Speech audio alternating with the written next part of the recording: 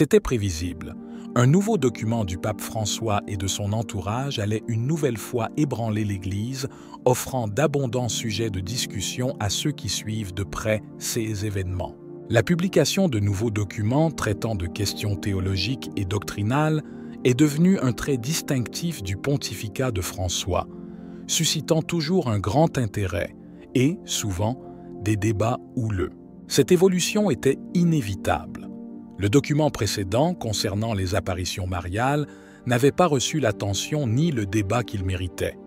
Même s'il traitait de sujets pertinents, il n'a pas réussi à impliquer pleinement les fidèles et les érudits. Certains fidèles, pour diverses raisons, ont affirmé qu'ils ne pouvaient pas prendre en considération les mystiques, les prophéties ou les apparitions mariales non officiellement approuvées par l'Église, démontrant ainsi une résistance à l'acceptation de phénomènes qui n'ont pas de reconnaissance formelle. Cette résistance reflète un attachement à une tradition ecclésiastique plus rigide, qui préfère s'appuyer sur des déclarations officielles plutôt que sur des expressions privées de foi. Cependant, ce nouveau document s'annonce encore plus révolutionnaire et controversé.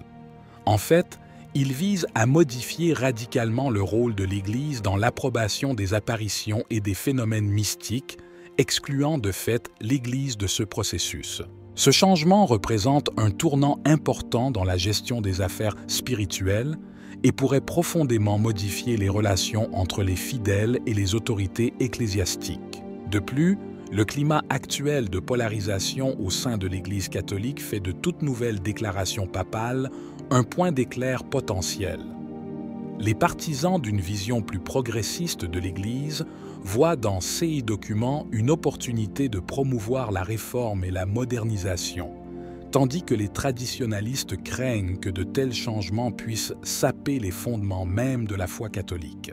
Le document précédent, concernant les apparitions mariales, représente un tournant important dans les récentes discussions théologiques au sein de l'Église catholique.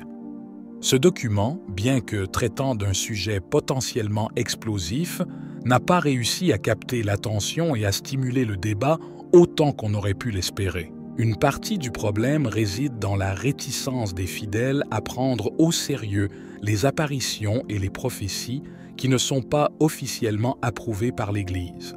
Traditionnellement, l'Église catholique a conservé un rôle crucial dans l'approbation et la réglementation des apparitions et des prophéties. Ce processus d'approbation était considéré comme un moyen de protéger les fidèles d'éventuelles erreurs doctrinales et fausses révélations. Cependant, le document remet en question ce rôle, suggérant que l'Église pourrait ne plus être la seule autorité compétente pour juger de tels phénomènes. Cette proposition a le potentiel de révolutionner la manière dont les catholiques perçoivent et interagissent avec les manifestations surnaturelles de leur foi. En outre, le pape François a été installé sur le trône de Pierre dans le but déclaré d'achever la mise en œuvre des réformes du Concile Vatican II. Dès le début de son pontificat, il a souligné la nécessité d'une Église plus ouverte, plus miséricordieuse, en dialogue avec le monde moderne. François a déclaré à plusieurs reprises que sa mission est de faire avancer et de réaliser une vision spécifique du Concile Vatican II, une vision qui promeut l'inclusion, l'œcuménisme et un accent renouvelé sur la justice sociale. Après le Concile Vatican II, de nombreuses structures et pratiques traditionnalistes de l'Église ont été remises en question. De nombreux évêques de l'ordre ancien ont été contraints à la retraite, notamment lorsque le pape Paul VI a modifié les règles sur l'âge des cardinaux pour participer à un conclave. Ce changement a considérablement réduit l'influence des traditionalistes, l'âge de la retraite des évêques faisant le reste. Le pape François a poursuivi dans cette voie, en promouvant une hiérarchie ecclésiastique plus jeune et ouverte au changement. Les deux principales factions qui ont émergé au cours de la période post-conciliaire sont représentatives d'une Église en évolution. D'un côté, il y avait un courant plus conservateur, associé à des personnalités comme Joseph Ratzinger, futur pape Benoît XVI, qui cherchait à maintenir un lien plus étroit avec les traditions de l'Église. De l'autre, il y avait un courant plus progressiste, représentés par des théologiens comme Walter Casper, qui prônaient une plus grande ouverture et un plus grand dialogue avec le monde contemporain. Bien qu'aucun de ces dirigeants radicaux ne soit présent au Concile aujourd'hui, leurs opinions continuent d'influencer profondément le débat ecclésiastique. La mission du pape François s'inscrit clairement dans la vision progressiste du Concile Vatican II. Il a cherché à créer une Église qui non seulement dialogue avec les autres confessions, mais qui soit également prête à revoir et à renouveler ses structures et ses pratiques pour mieux répondre aux besoins des temps modernes. Cet engagement a donné lieu à de nombreuses initiatives de réforme, dont certaines ont été accueillies avec enthousiasme, tandis que d'autres ont suscité résistance et controverse. Lumen Gentium, l'un des documents les plus pertinents et les plus controversés du Concile Vatican II, a eu un impact durable sur l'Église catholique. Publié en 1964, ce document dessine une nouvelle compréhension de l'Église elle-même, soulignant sa nature de communauté de foi, d'espérance et de charité. Lumen Gentium cherchait à redéfinir l'Église non seulement comme une institution hiérarchique, mais aussi comme une entité spirituelle vivante, composée de tous les fidèles, des laïcs aux religieux. L'un des aspects les plus controversés de Lumen Gentium est son affirmation selon laquelle l'Église du Christ subsiste dans l'Église catholique. Cette formulation a donné lieu à des interprétations contradictoires. Traditionnellement, l'Église catholique a toujours prétendu être la seule véritable Église du Christ, gardienne de la vérité divine et moyen de salut.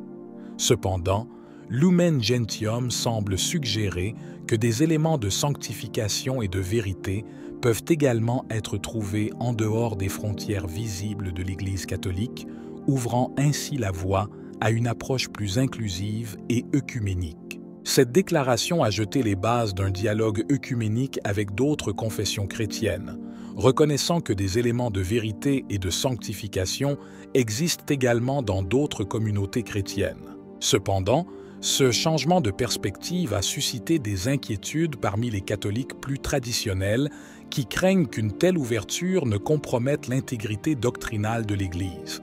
Ils voient dans Lumen Gentium un document radical qui remet en question la vision traditionnelle de l'Église comme seule véritable arche de salut. La portée révolutionnaire de Lumen Gentium ne se limite pas à l'œcuménisme.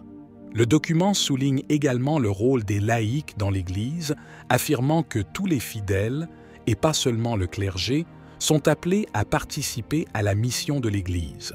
Cette vision favorisait une plus grande participation des laïcs à la vie ecclésiastique et encourageait une vision plus collégiale et synodale de la gouvernance de l'Église. Le nouveau document d'étude, qui sera présenté jeudi, vise à aborder la primauté du pape et la synodalité dans les discussions œcuméniques. Ce document représente une étape supplémentaire dans la vision du pape François d'une Église plus inclusive et plus dialogante. Le document propose une forme renouvelée de fonction papale qui puisse être reconnue par d'autres Églises, un changement qui pourrait avoir de profondes implications pour l'avenir de l'Église catholique et ses relations avec d'autres communautés chrétiennes.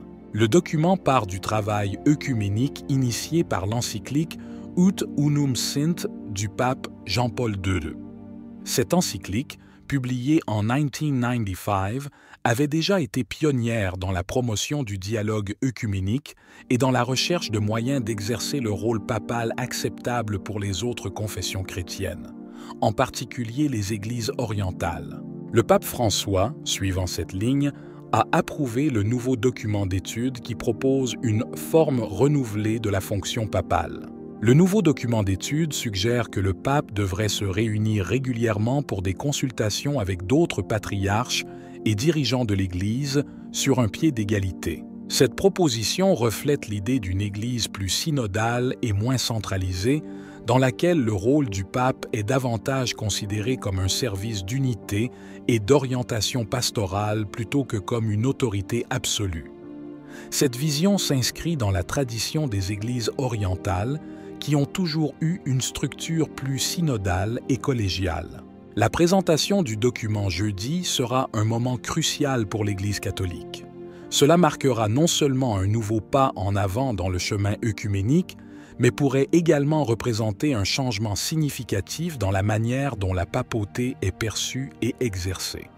Le pape François, avec sa vision d'une Église plus ouverte et plus dialogante, espère que ce document pourra contribuer à construire des ponts entre les différentes communautés chrétiennes et à promouvoir une plus grande unité dans la foi. Cependant, cette vision n'est pas sans défis et sans résistance.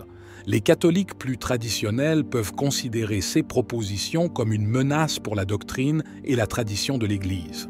Ils pourraient craindre qu'une plus grande ouverture et une plus grande inclusion ne compromettent l'intégrité de la foi catholique et conduisent à une relativisation de ces enseignements fondamentaux. En outre, la transition vers une Église plus synodale nécessitera un changement culturel important, tant au sein du clergé que des laïcs, et pourrait se heurter à la résistance de ceux qui sont habitués à un modèle de gouvernance plus centralisé et autoritaire. Que penses-tu de tout cela? Faites-le nous savoir dans les commentaires. Si vous avez aimé la vidéo, commentez « Amen ». Que Dieu te bénisse.